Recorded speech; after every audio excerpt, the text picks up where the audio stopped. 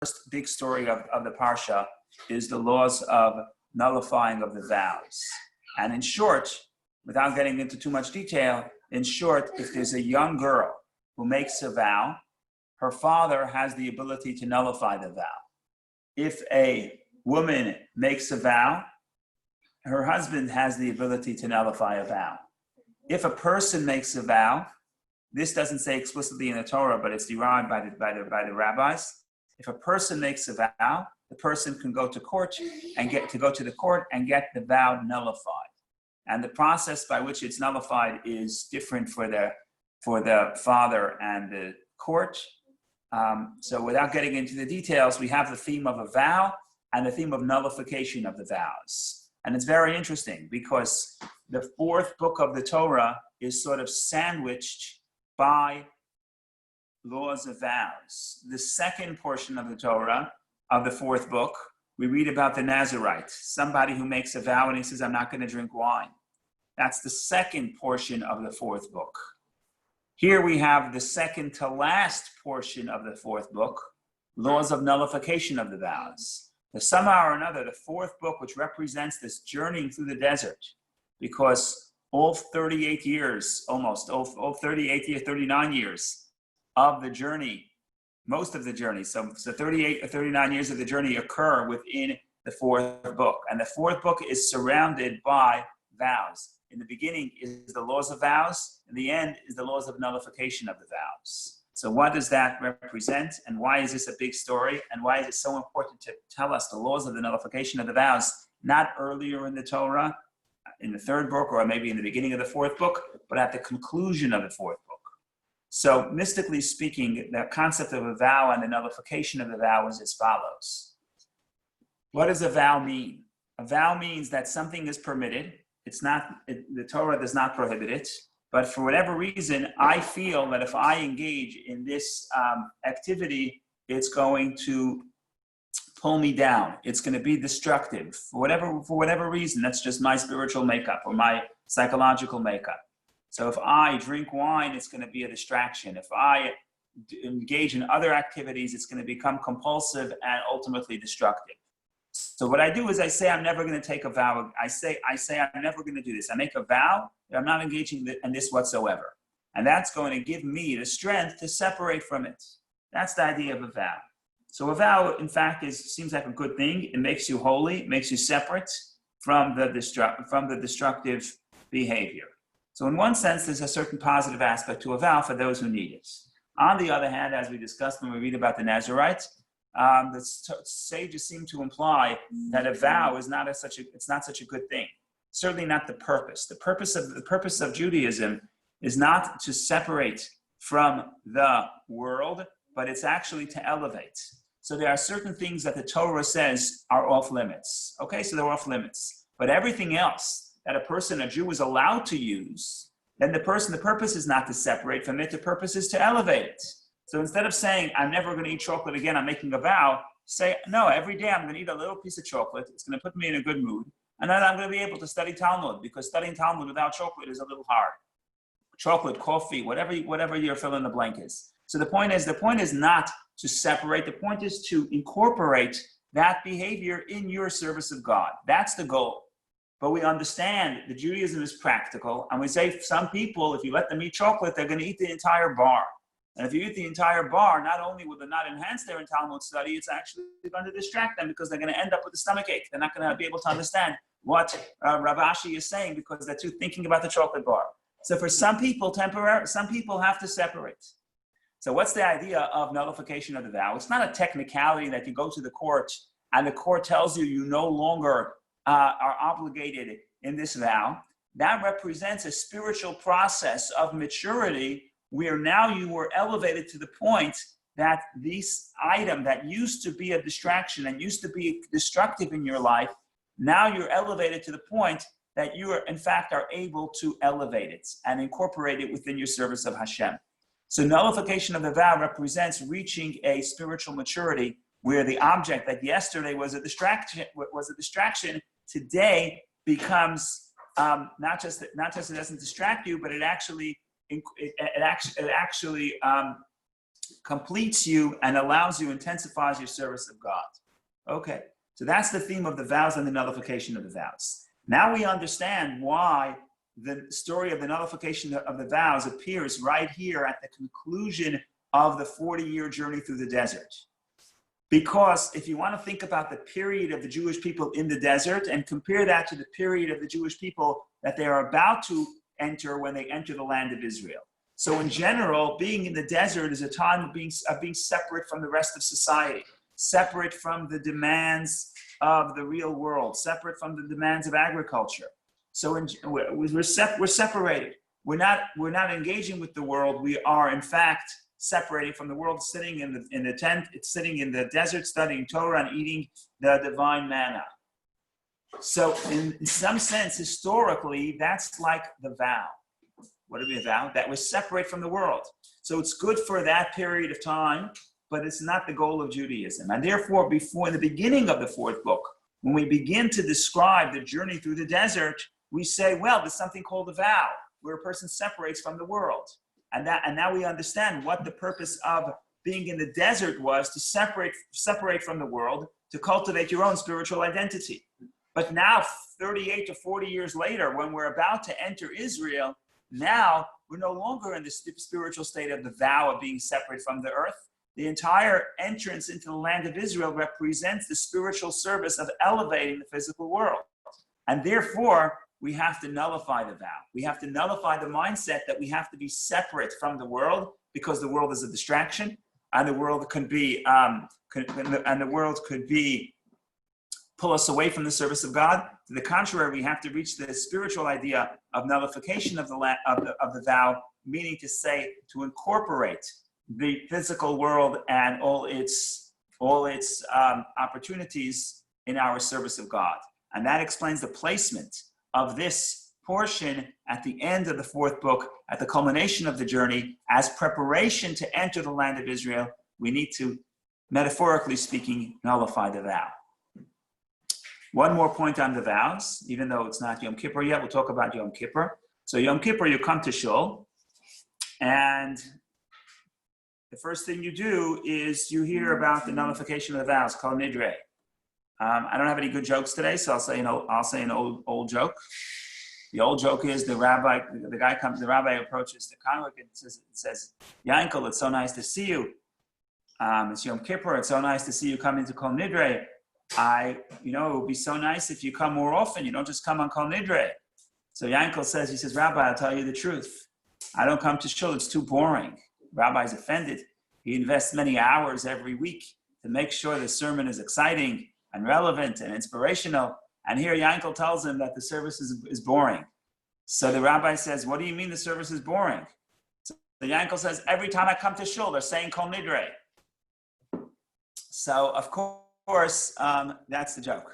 The idea here is as follows. The idea here is, what is Kol Nidre? So you could say it's a technicality. We make a vow, and then we want to make sure that we kept our vows, and if we didn't keep our vows, we nullify the vows so it's not held against us, without getting into all the technicalities of which vows can be nullified. Only now the vows that apply to one's own self, one's own commitments, but now the commitment made to another person. Without getting into all of that, what is the spiritual significance of the nullification of the vows? And why do we do it before Yom Kippur? Why do we do it a week before Yom Kippur? Well, we do it also the day before Rosh Hashanah, but that's another story. So spiritually speaking, you could say the similar concept. What is a vow? A vow is that I tell myself I can't do this. Why can't I do it? For whatever reason, either because I think I'm spiritually not ready, or I'm afraid. I have a whole list of things that I can't do. Right? I wake up in the morning, and I've been around on this planet for a few decades, and my collective experiences tells me, don't try this, don't try this, don't try that. You're going to fail, you're going to fail, you're going to fail. I only want to do what I'm comfortable doing. I don't want to do what I'm uncomfortable doing because my past experiences tells me I can't do it. There's always the voice telling me I can't do it. I can't do it is the vow, which means the inclination to separate from myself from it, to say it's prohibited, to say it's off limits. What happens when you come to Shul on Yom Kippur? Hopefully when you come to Shul on Yom Kippur and you're saying Kol Nidre, what's really happening on a spiritual sense is you're tapping the deeper part of your soul, which is infinite, and therefore you mature to the point and you realize that which you thought you can't do yesterday, you realize that you can do. That what you thought was a challenge yesterday, today you realize you're going to nullify the vow, and you're going to realize that you're able to do it, and you're able to elevate it, and you'll be able to succeed. So that's why the Kol Nidre becomes an important part of the Yom Kippur liturgy, even though technically it's just a technicality, but mystically, it's really the theme of Yom Kippur to tap in to the essence of our soul and reveal its hidden potential. So that is about the theme of the vows. If anybody wants to make any comments, please go ahead. Otherwise, we continue the journey.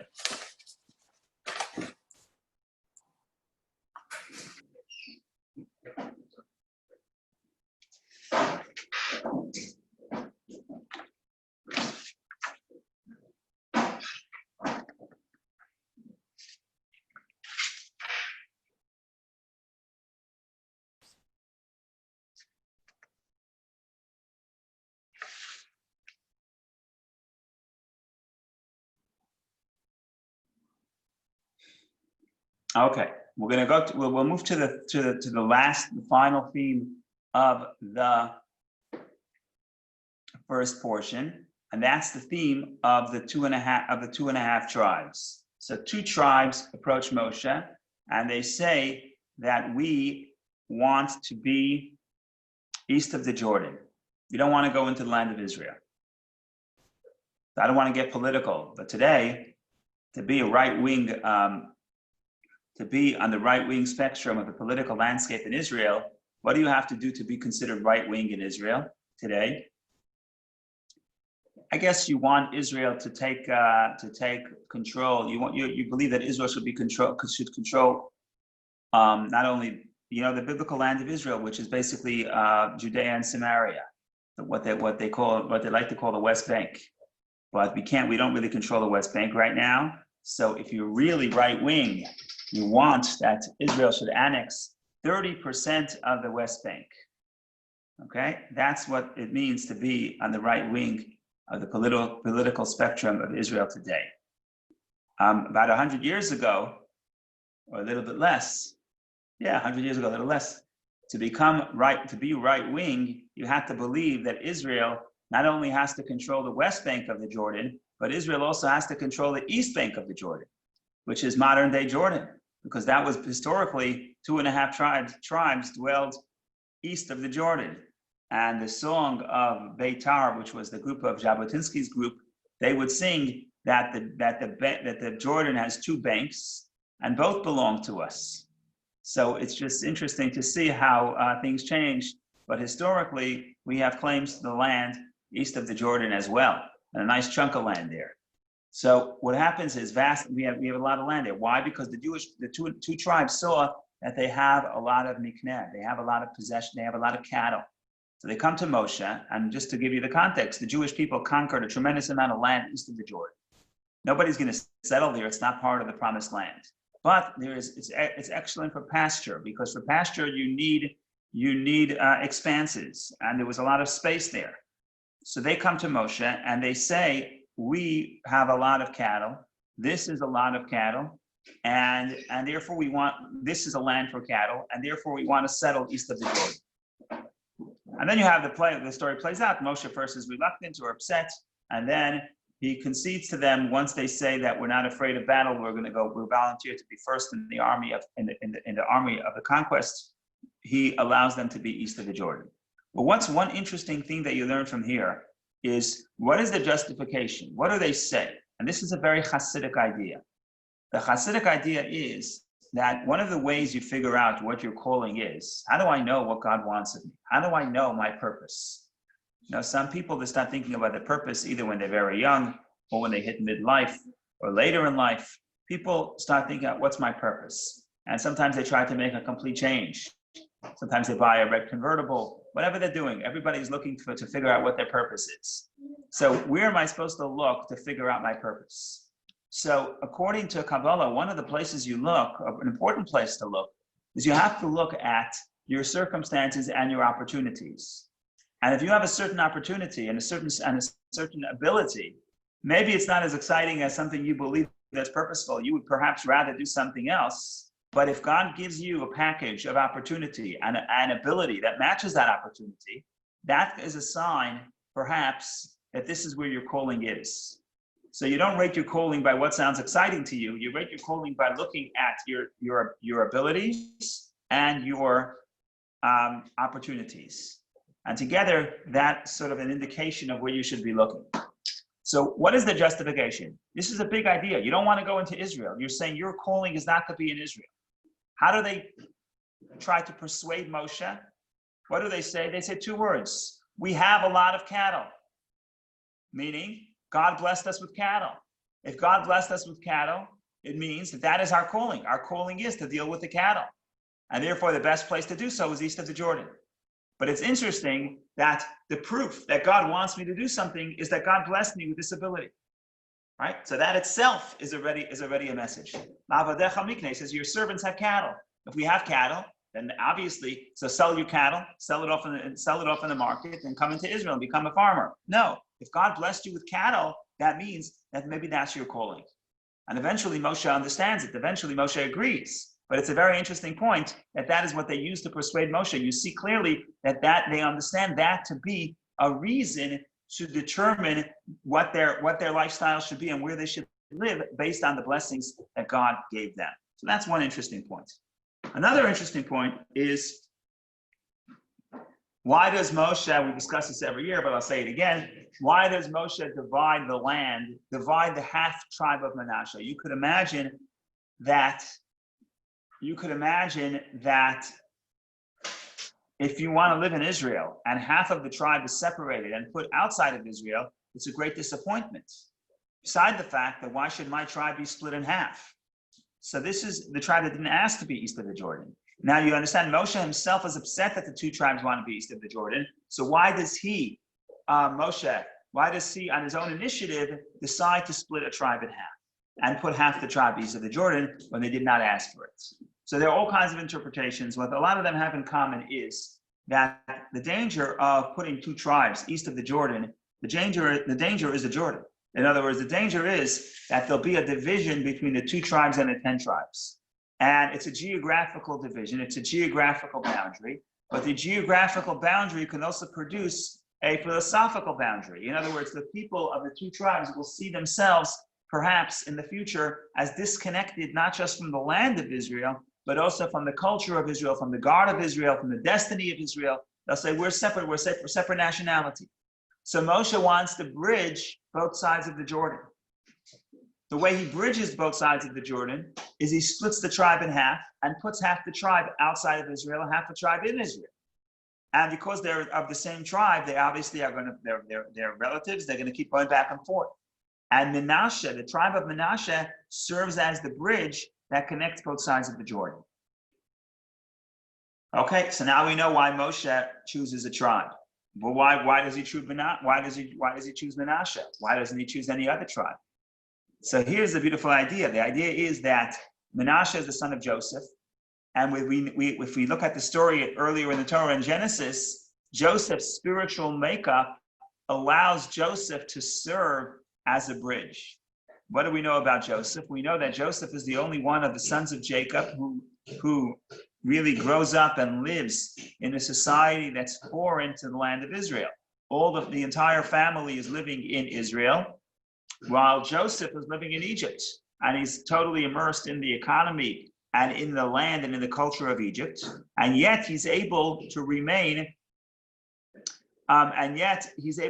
loyal to Judaism, loyal to the teachings of the patriarchs. So here we see a tribe, if there's going to be a tribe that can be out of Israel and yet remain loyal to Israel, that's going to be the tribe of Joseph. And that's why Menashe, the sons of Joseph, were split.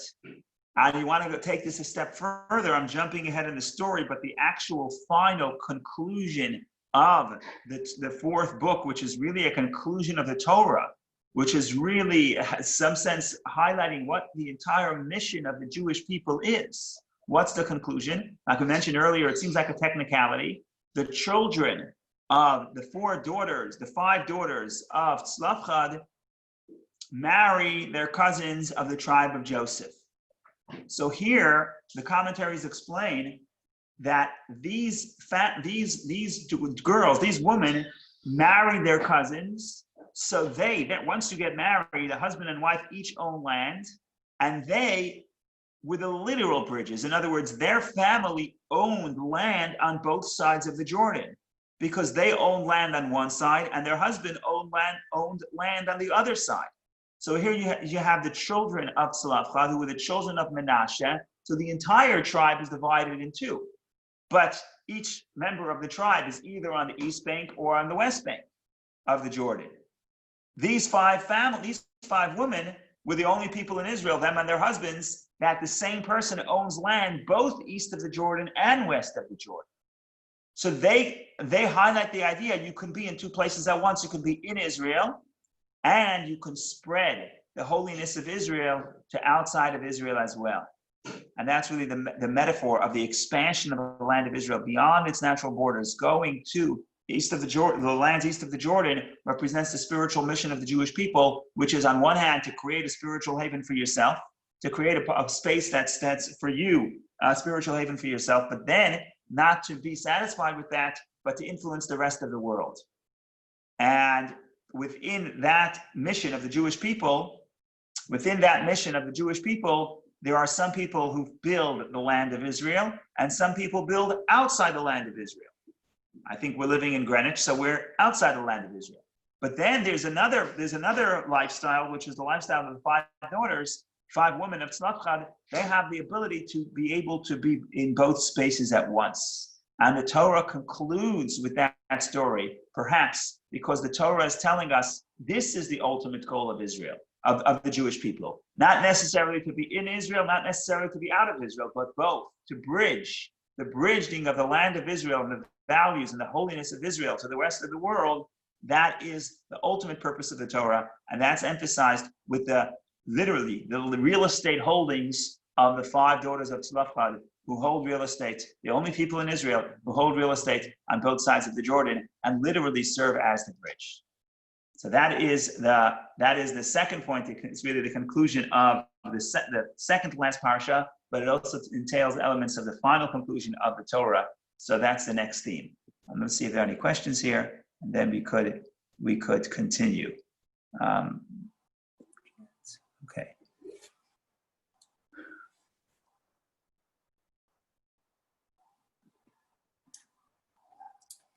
Okay, so we have a few questions here about the land east of the Jordan. First question: do the mitzvahs obligatory in the land of Israel apply in the tribal lands out east of the Jordan? The answer is no. According to most opinions, no. Outside the lands outside of Israel the mitzvot of Israel do not apply east of the Jordan.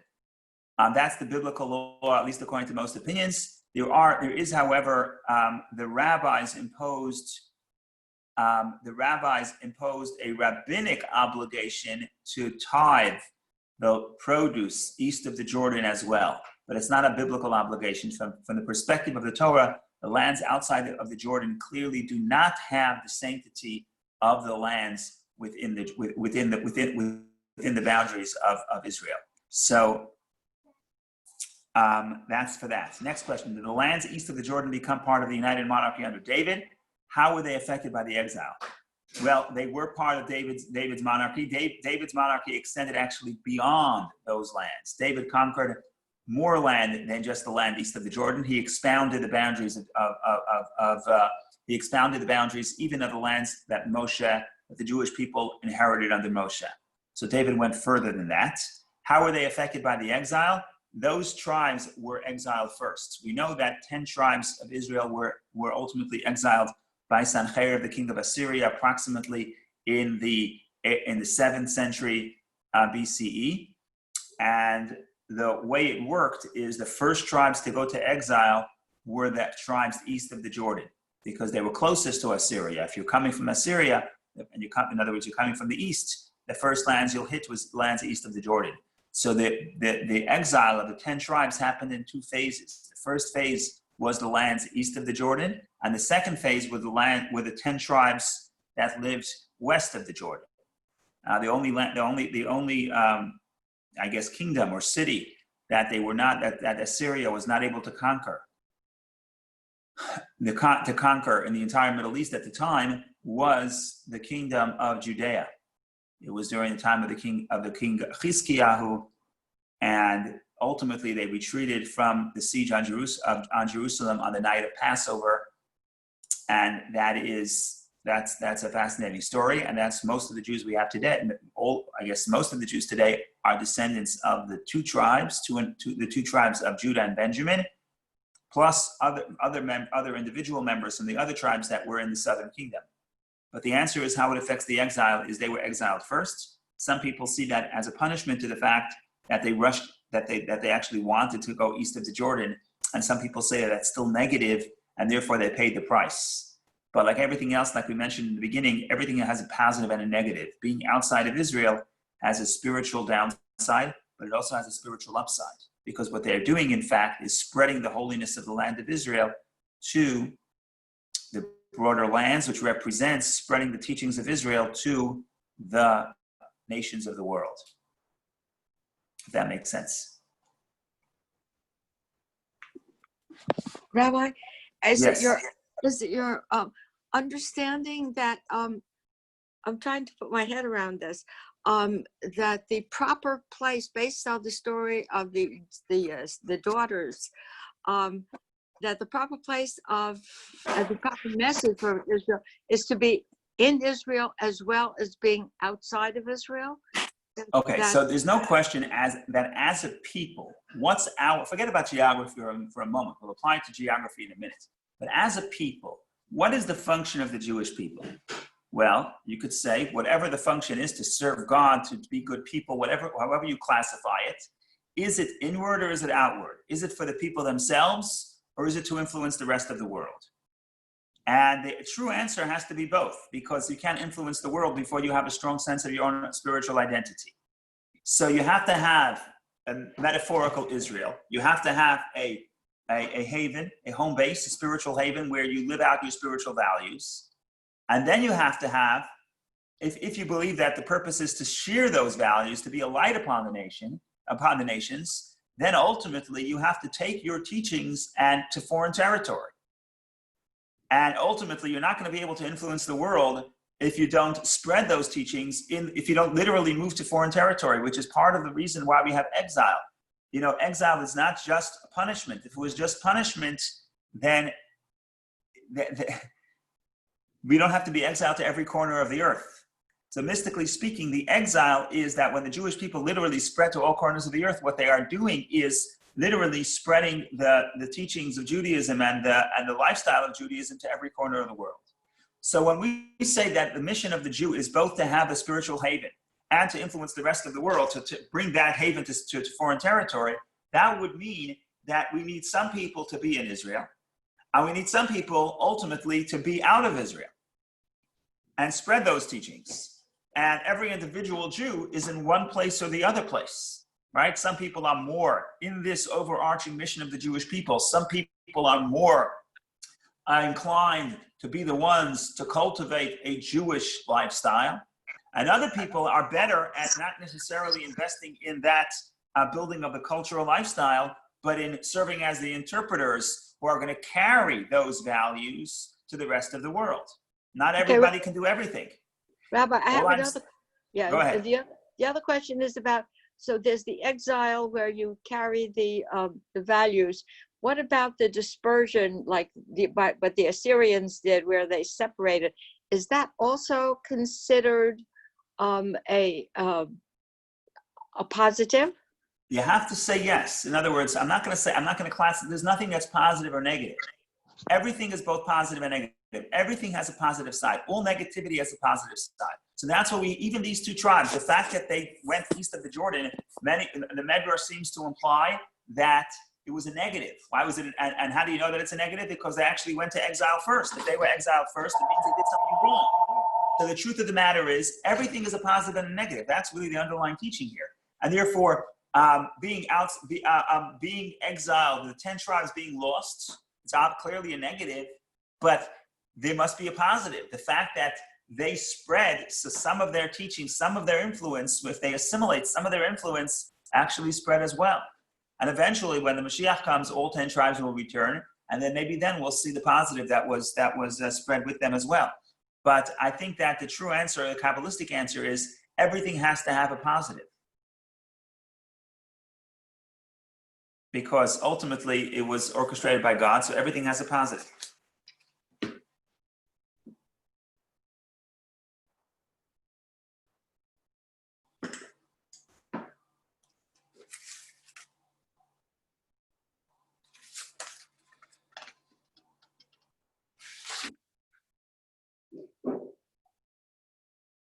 Okay, now we go to the now we begin with the second parsha. So just to, maybe to summarize, we spoke about we spoke about the branches versus the sticks. We spoke about the oaths and why before you're going into Israel you have to undo the oath. That was the second theme. The third thing we discussed was the children of Menasha serving the bridge between both sides of the Jordan, and specifically the daughters of Menasha being the ones who actually were the actual bridge because they actually held real estate on both sides. And now we're going to move to the fourth theme, which is where the Torah reiterates all the 42 journeys that the Jewish people traveled from the Exodus, from when they left Egypt until they reached the Jericho River, the Jordan River opposite Jericho. So I'm just going to read the first verse. And the first verse is as follows. Right? The first verse of the second portion, that is the final portion of the fourth book, and that is on Numbers chapter 33, verse 1.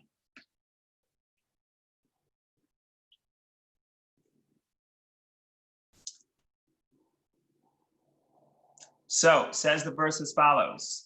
These are the journeys of Bnei Israel. These are the journeys of the children of Israel who went out of Egypt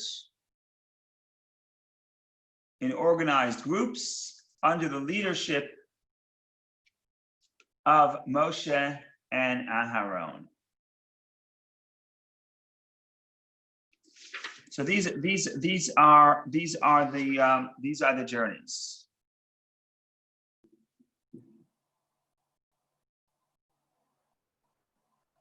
So there's a lot of Hasidic literature on this verse. And one interesting thing that everybody here knows, because we always talk about it, and I'll say it again in this context, so it's interesting. The verse reads, these are the journeys of the Jewish people who left Egypt. Okay, it makes sense. But why doesn't it just say, these are the journeys of the Jewish people under Moshe and Aaron, and then in verse 3, we said they left Egypt. It says, these are the journeys, plural, these are the journeys of the Jewish people who left Egypt. That almost sounds like the leaving of the Egypt is plural. All the journeys are really Exodus. Every journey is actually leaving Egypt, right? Because the verse could have said, these are the journeys of the Jewish people. And then verse 3 says they left Ramses, which is Egypt, and they eventually came to the next step of the journey. But instead it says, these are the journeys of the Jewish people who left Egypt. Not who left Egypt. These are the journeys that allow the people to leave Egypt. So there are 42 steps of leaving Egypt. How are there 42 steps of leaving Egypt? There's only one step of leaving Egypt. The first journey from Egypt to Sukkot, Ramses to Sukkot, that's the Exodus. Why do you tell me that there's that 42 journeys which left Egypt? So this is a well-known Hasidic concept. We talk about this all the time, especially around Passover, that Egypt means limitation. And every day, if I don't remember the Exodus, if I don't go out of my limitation, if I don't go beyond that which I achieved yesterday, then I am in a spiritual Egypt. So what yesterday was liberation, today would be bondage. Yesterday it's liberation because I went beyond my nature, I went beyond my comfort zone, and I achieved something more. But if I already accomplished that yesterday, if I don't advance today, then I am in my new Egypt, because new Egypt means a new limitation. So the point is, every journey of the 42 journeys, which represents the entire lifespan of the person, that was a teaching of the Baal Shem Tov, that when it says these are the journeys of the Jewish people who left Egypt, is referring to the life of every single individual as well. So every step of that journey is leaving Egypt. Because if I'm too comfortable, if I stay in one specific place, then I'm no longer leaving Egypt. I'm now in bondage again. Bondage means I'm limited by my past achievements. So that's why it uses the term Masei, journeys, plural, about all 42 steps. So that's one interesting teaching. Another interesting question, of course, is why does the Torah have to list all these journeys? The Torah could have just said the Jewish people traveled 42 places. Why is it important to list every single one of these places?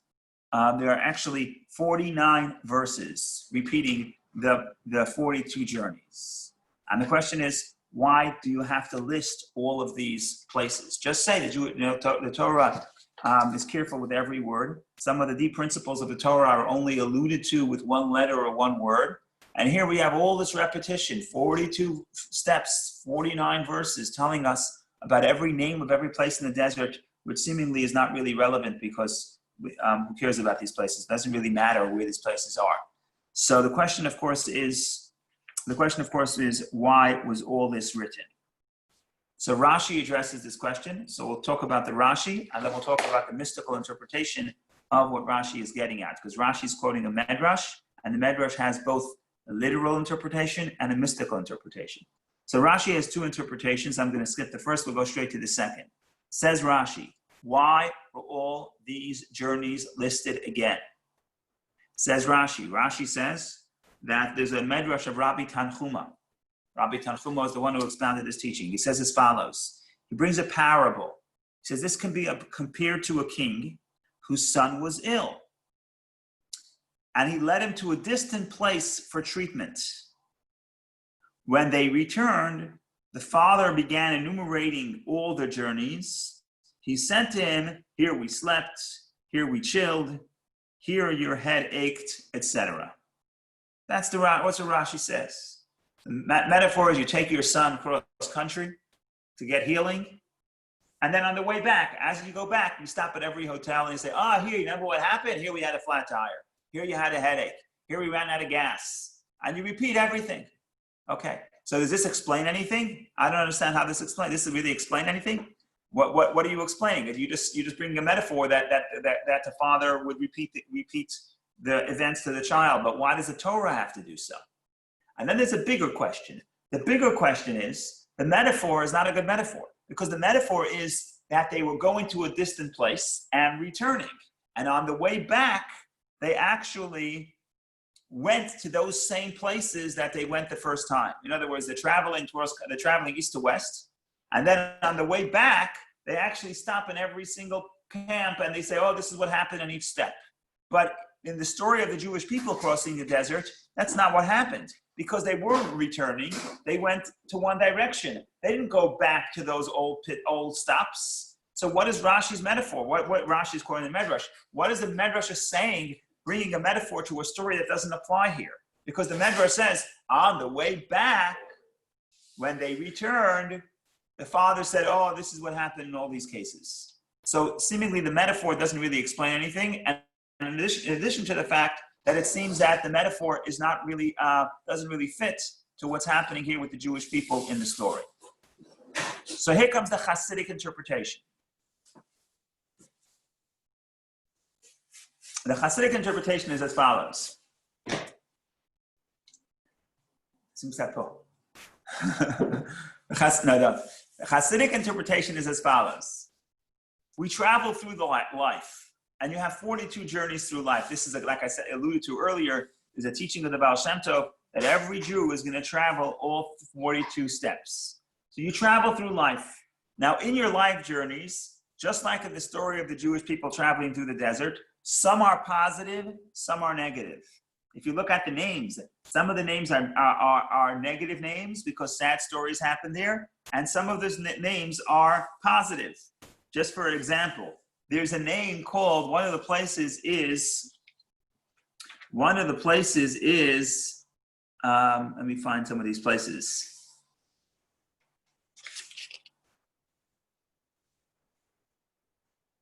Charada. They arrived at Charada. Charada literally means trembling. Okay, so something terrible happened there. The Jews are trembling. There are other words. There are other words that imply negative names.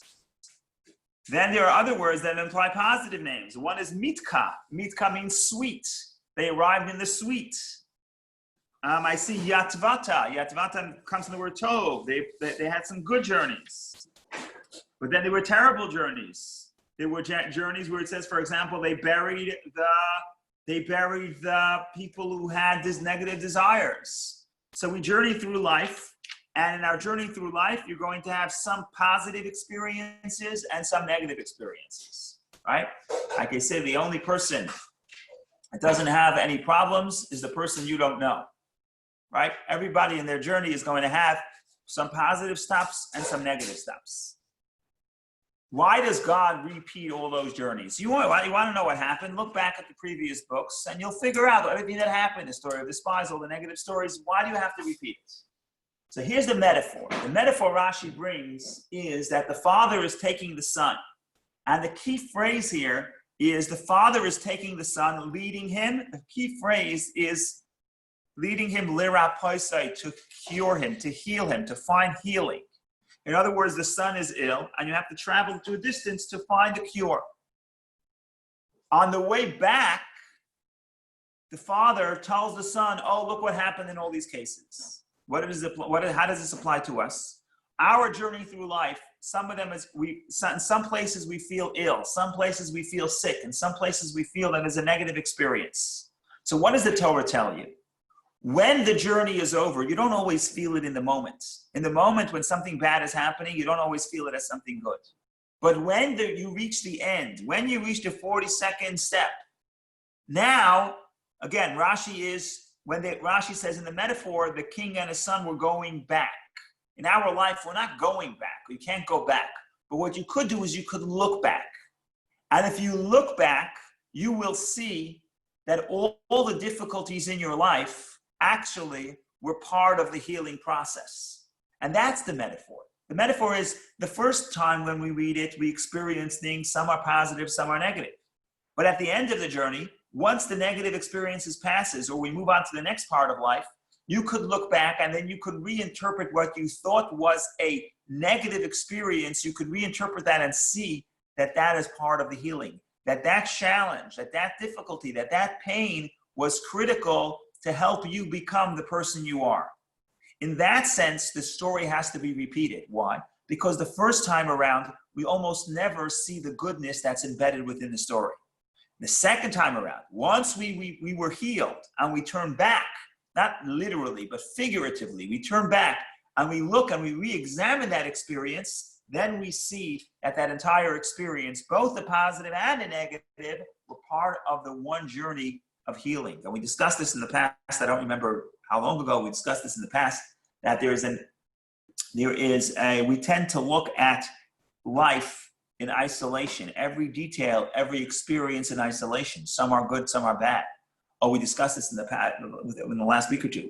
And the idea of storytelling is to be able to see a common thread between all the events and see that even the negative challenge, even the negative experience is actually part of the healing process. It's part of making you the person you have to be, allowing you to find the strength of character to overcome. And this really ties into the beginning of the parsha we mentioned earlier, that the stick, which is really a descent, it's a separation from the tree. You're not longer a branch, you're a stick, you're hardened. You don't have that same sensitivity in life and connection to its source. But then if you look carefully, you realize that you got something else. You became a stick, you became the strength, that the negative experience actually intensified your commitment to holiness and your commitment to God. So in some sense, the story of, as we reach the conclusion of the fourth book, which is the conclusion of the story of the Torah, we have to look back and we see that the Jewish people would not have been who they have become had they not experienced each and every step of the challenge, each and every step of the journey, including the negative ones, because each experience is part of the healing process. Now, as is our custom, we're going to turn to the last verse of the book. We'll read it in Hebrew and English, and then we'll say Chazak, Chazak, and Chazek, and that will be the celebration. And we'll see you next week and on Thursday as we begin the fifth book. So with the last verse of the fourth book, Numbers chapter 36, verse 13, these are the commandments and the laws that Hashem commanded the children of Israel through Moshe in the plains of Moab at the Jordan near Jericho. Chazak, chazak, v'nit chazek. Be strong, and may we be strengthened. Mazel tov. You did good. You finished the 4th book. May God give you the strength to implement the teachings and study the 5th book and many other books in good health and in happiness and prosperity. Amen. Amen. Chazak Thank you. u'baruch. Chazak Chazak u'baruch. Baruch. That's it. Oh, thank you, Rabbi. Thank you. Everyone Thank have you, a wonderful day, and we look forward to tomorrow where we'll do a little maybe Hasidic philosophy on a portion, and back next week, regular programming. Wonderful. Have a wonderful day. Thank you very be much, Rabbi. well. Thank you. Rabbi Yashko.